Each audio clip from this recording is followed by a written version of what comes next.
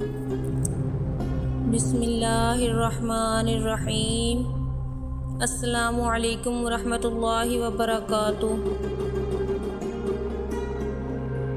آپ دیکھ رہے ہیں ہمارا چینل اردو حکایات۔ آج کی اس ویڈیو میں ہم حضرت علی کا ایک قصہ بیان کرنے جا رہے ہیں۔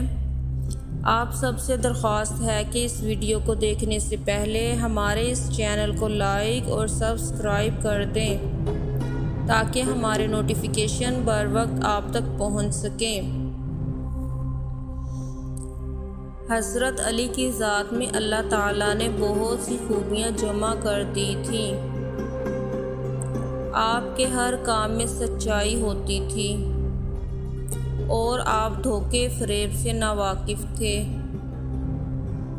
ایک بار میدان جہاد میں حضرت علی نے ایک کافر سپاہی پر فتح پا لی۔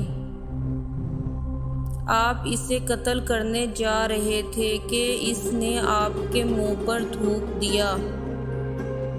حضرت علی کو بہت غصہ آیا، مگر آپ نے ضبط سے کام لیا، اس کے سینے سے اتر آئے اور اسے قتل نہیں کیا۔ کافر سپاہی بہت حیران ہوا۔ اس کی سمجھ میں یہ بات نہ آئی اور اس نے کہا، آپ نے تو مجھ پر تلوار اٹھائی، پھر آپ نے مجھے قتل کیوں نہیں کیا؟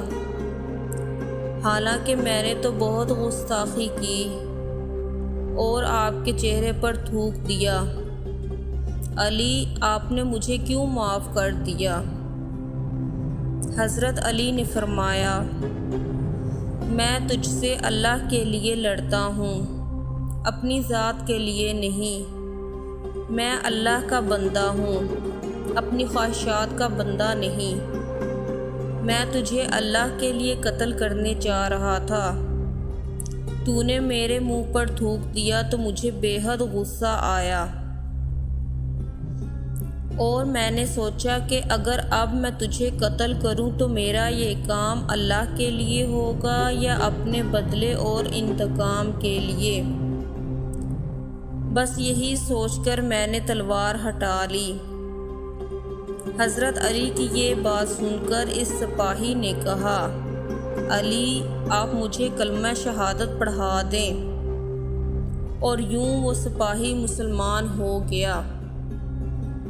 یہی نہیں بلکہ اس کی قوم کے 50 آدمی مسلمان ہو گئے۔ حضرت علی رضی اللہ عنہ نے برداشت اور ضبط کی تلوار سے اتنے آدمیوں کو موت سے بچا لیا۔